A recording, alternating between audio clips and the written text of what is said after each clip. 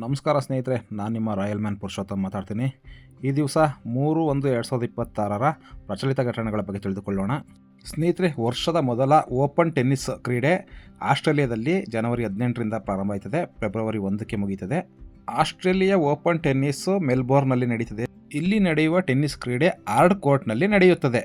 Australia tennis ಕ್ರೀಡೆಯ 2025ರ champions ಪುರುಷರಲ್ಲಿ ಜೆನ್ನಿಕ್ Sinner, ಮಹಿಳೆಯರಲ್ಲಿ ಮೆಡಿಸನ್ ಕೇಯ್ಸ್ ರವರುಗಳು ಪಡ್ಕೊಂಡ್ರು.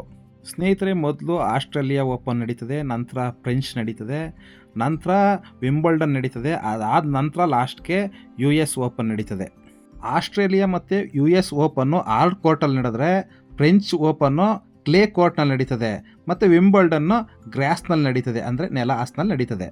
ಸ್ನೇಹಿತರೆ, ಬಹು ಅಂಗಗಳ ಕಸಿ ಮಾಡುವ 1000 ಹಾಸಿಗೆ ಸಾಮರ್ಥ್ಯವುಳ್ಳ ಸೂಪರ್ ಮಲ್ಟಿ ಸ್ಪೆಷಾಲಿಟಿ ಆಸ್ಪತ್ರೆಯನ್ನು 1,000 ಕೋಟಿ ವೆಚ್ಚದಲ್ಲಿ ಅಜಿಮ್ ಪ್ರೇಮ್ಜಿ ಫೌಂಡೇಶನ್ ಅಂದರೆ ಪ್ರತಿಷ್ಠಾನ ಬೆಂಗಳೂರಿನಲ್ಲಿ ನಿರ್ಮಿಸಲಿದೆ.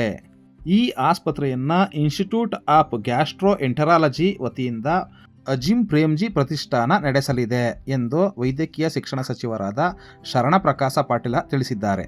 ಸ್ನೇಹಿತರೆ, KPS ಮಾದರಿಯಲ್ಲಿ ಅಂದರೆ ಕರ್ನಾಟಕ ಪಬ್ಲಿಕ್ ಸ್ಕೂಲ್ ಮಾದರಿಯಲ್ಲಿ ಬೆಂಗಳೂರು ಮತ್ತು ಬೆಂಗಳೂರು ಗ್ರಾಮೀಣ ಪ್ರದೇಶಗಳಲ್ಲಿರುವ ಶಾಲೆಗಳನ್ನು 113 ಶಾಲೆಗಳನ್ನು KPS ಆಗಿ ಉನ್ನತೀಕರಿಸಲು ಇನ್ಫೋಸಿಸ್ ಫೌಂಡೇಶನ್ 685 ಕೋಟಿ ರು ವೆಚ್ಚದಲ್ಲಿ ಬೆಂಗಳೂರು ನಗರದಲ್ಲಿ 16 ಶಾಲೆಗಳು ಮತ್ತು ಬೆಂಗಳೂರು ಗ್ರಾಮಾಂತರದಲ್ಲಿ 97 ಶಾಲೆಗಳನ್ನು KPS ಶಾಲೆಗಳಾಗಿ ಉನ್ನತೀಕರಿಸಲು ಹಣವನ್ನು ಬಿಡುಗಡೆ ಮಾಡಿದೆ.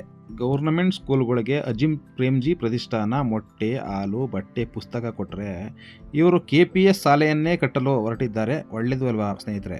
ಬೆಂಗಳೂರಿನ ಯಲಹಂಕದಲ್ಲಿ 3ನೇ ಅತಿ ದೊಡ್ಡ ಉದ್ಯಾನವನಕ್ಕೆ ಸಮ್ಮತಿ ನೀಡಿದೆ. ಸ್ನೇಹಿತರೆ, ಅರಣ್ಯ ಸಚಿವ ಈಶ್ವರ ಖಂಡ್ರೆ ಅವರು ತಿಳಿಸಿರುತ್ತಾರೆ. ಯಾವುದು ದೊಡ್ಡ ಉದ್ಯಾನವನ ಅಂತಂದರೆ ವಿಶ್ವಗುರು ಬಸವಣ್ಣನವರ ಉದ್ಯಾನವನ ಎಂದು ಹೆಸರಿಟ್ಟಿದ್ದಾರೆ. ಮೊದಲನೆಯದು ಲಾಲ್ಬಾಗ್ ಉದ್ಯಾನವನ, ಎರಡನೆಯದು ಕಬ್ಬನ್ ಪಾರ್ಕ್ ಉದ್ಯಾನವನ, ಮೂರನೆಯದು ಬಸವಣ್ಣ ಉದ್ಯಾನವನ. ಸ್ನೇಹಿತರೆ, ಈ ಉದ್ಯಾನವನವನ್ನು 153 ಎಕರೆಯಲ್ಲಿ ನಿರ್ಮಾಣ ಮಾಡ್ತಿದ್ದು, ಇಲ್ಲಿ ದಿವ್ಯೌಷಧಿ ಸಸ್ಯವನ, ಪಕ್ಷಿಲೋಕ, ಕೃಷ್ಣೋದ್ಯಾನ, ಇಂಟರ್ಪ್ರಿಟೇಷನ್ ಸೆಂಟರ್ ನಿರ್ಮಿಸಲು ಚಿಂತನೆ ನಡೆಸಲಾಗಿದೆ. ಸ್ನೇಹಿತರೆ, ಕೇಂದ್ರ ಮತ್ತು ರಾಜ್ಯ ಸರ್ಕಾರಗಳ ಸಹಭಾಗಿತ್ವದಲ್ಲಿ ಕಲಬುರಗಿ ಜಿಲ್ಲೆಯಲ್ಲಿ ಸಮಗ್ರ ಜವಳಿ ಪಾರ್ಕ್ ನಿರ್ಮಾಣ ಮಾಡಲು 390 ಕೋಟಿ ಬಿಡುಗಡೆ ಮಾಡಿರುವುದಾಗಿ ಸಚಿವ ಸಂಪುಟ ಅನುಮೋದನೆ ನೀಡಿರುವುದಾಗಿ ಜವಳಿ ಸಚಿವ ಶಿವಾನಂದ ಪಾಟೀಲರವರು ತಿಳಿಸಿದ್ದಾರೆ. ಸ್ನೇಹಿತರೆ, ದೇಶದಲ್ಲೇ ಅತಿ ದೊಡ್ಡ ಹತ್ತಿ ಮಾರುಕಟ್ಟೆ ನಮ್ಮ ರಾಯಚೂರಿನಲ್ಲಿದೆ. ಸ್ನೇಹಿತರೆ, ನಮ್ಮ ಕರ್ನಾಟಕದಲ್ಲಿ ಧಾರ್ಮಿಕ ದತ್ತಿ ಇಲಾಖೆಯ ಅಡಿಯಲ್ಲಿ ಬರುವ ಕರ್ನಾಟಕದ 10 ಶ್ರೀಮಂತ ದೇವಾಲಯಗಳನ್ನು ಗುರುತಿಸಲಾಗಿದೆ. ಅವುಗಳಲ್ಲಿ ಮೊದಲನೆಯದು ಕುಕ್ಕೆ ಸುಬ್ರಹ್ಮಣ್ಯ, 155 ಕೋಟಿ ರೆವಿನ್ಯೂ ಬರುತ್ತೆ. ಕೊಲ್ಲೂರು ಮೂಕಾಂಬಿಕಾ ಎರಡನೆಯದು 71 ಕೋಟಿ ಬರುತ್ತೆ.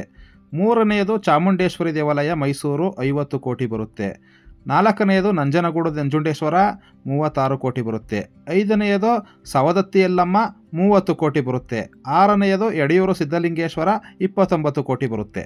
ಸ್ನೇಹಿತರೆ, ಅಮೆರಿಕದ ಅತಿ ದೊಡ್ಡ ಸಿಟಿಯಾದ ನ್ಯೂಯಾರ್ಕ್ನ 12ನೇ ಮೇಯರ್ ಆಗಿ ಭಾರತದ ಸಂಜಾತ ಜೋಹ್ರಾನ್ ಮಮ್ದಾನಿ ಆಯ್ಕೆಯಾಗಿದ್ದಾರೆ. ಸ್ನೇಹಿತರೆ, ಈಗ ಸ್ವಲ್ಪ ದಿನದಲ್ಲಿ ಸ್ಟ್ಯಾಚ್ಯೂ ಆಫ್ ಲಿಬರ್ಟಿ ಕೊಲ್ಯಾಪ್ಸ್ ಆಯಿತು ಅಂತ ಅಂದ್ಬಿಟ್ಟು ಹೇಳ್ತಾ ಇದ್ರು. ಆದರೆ ಬ್ರೆಜಿಲ್ ದೇಶದ ಸ್ಟ್ಯಾಚ್ಯೂ ಆಫ್ ಲಿಬರ್ಟಿ ಗಾಳಿಯಿಂದ ಬಿದ್ದು ನಾಶವಾಯಿತು. ನ್ಯೂಯಾರ್ಕ್ನ ಸ್ಟ್ಯಾಚ್ಯೂ ಆಫ್ ಲಿಬರ್ಟಿ ತುಂಬ ಚೆನ್ನಾಗಿದೆ, ಹಾಗೆಯೇ ಇದೆ. ಸ್ನೇಹಿತರೆ, ಇನ್ನು ಕೃಷಿ ಪಂಪ್ಸೆಟ್ಗಳಿಗೆ ಹಗಲಿನಲ್ಲೂ ವಿದ್ಯುತ್ ನೀಡಲು ಕುಸುಮ್ ಸಿ ಯೋಜನೆಗೆ 2520 ಮೆಗಾವ್ಯಾಟ್ ಸೌರ ವಿದ್ಯುತ್ ಉತ್ಪಾದಿಸಲು ಸರ್ಕಾರ ಟೆಂಡರ್ ಕರೆದಿದೆ. ಸದ್ಯ ನಮ್ಮ ರೈತರು ವಿದ್ಯುತ್ತನ್ನು ನಂಬಿಕೊಳ್ಳುವ ಆಗಿಲ್ಲ. ಸ್ನೇಹಿತರೆ, ಕರ್ನಾಟಕದ ಬ್ಯಾಡ್ಮಿಂಟನ್ ಸಂಸ್ಥೆ KBA ಅಧ್ಯಕ್ಷರಾಗಿ ಕುಮಾರ ಬಂಗಾರಪ್ಪನವರು ಆಯ್ಕೆಯಾಗಿದ್ದು, KBAಗೆ ಡೆವಲಪ್ಮೆಂಟ್ಗಾಗಿ ತುಂಬ ಶ್ರಮವಹಿಸುತ್ತಿದ್ದು, ಪ್ರಕಾಶ್ ಪಡುಕೋಣೆ, PV ಸಿಂಧು, ಸೈನಾ ನೆಹ್ವಾಲ್ ಅವರಂತಹ ಹೆಸರಾಂತ ಕ್ರೀಡಾಪಟುಗಳಿಗೆ ಸಂಸ್ಥೆಯಿಂದ ನೆರವು ನೀಡುವುದಾಗಿ ತಿಳಿಸಿದ್ದಾರೆ. ಸ್ನೇಹಿತರೆ, ಭಾರತದ ಮಹಿಳಾ ಹಾಕಿ ತಂಡಕ್ಕೆ ಡಚ್ ತರಬೇತುದಾರ ಕೋಚ್ ಆಗಿ ಶೂರ್ಡ್ ಮರಾಗ್ನೋ ರವರು ಮರು ಆಯ್ಕೆಯಾಗಿದ್ದಾರೆ. ಸ್ನೇಹಿತರೆ, ಈ ವಿಡಿಯೋ ನಿಮಗೆ ಇಷ್ಟ ಆಗಿದರೆ ನನ್ನ ಚಾನಲನ್ನು ಸಬ್ಸ್ಕ್ರೈಬ್ ಮಾಡಿ, ಸಪೋರ್ಟ್ ಮಾಡಿ. ನಮಸ್ಕಾರ, ಧನ್ಯವಾದಗಳು.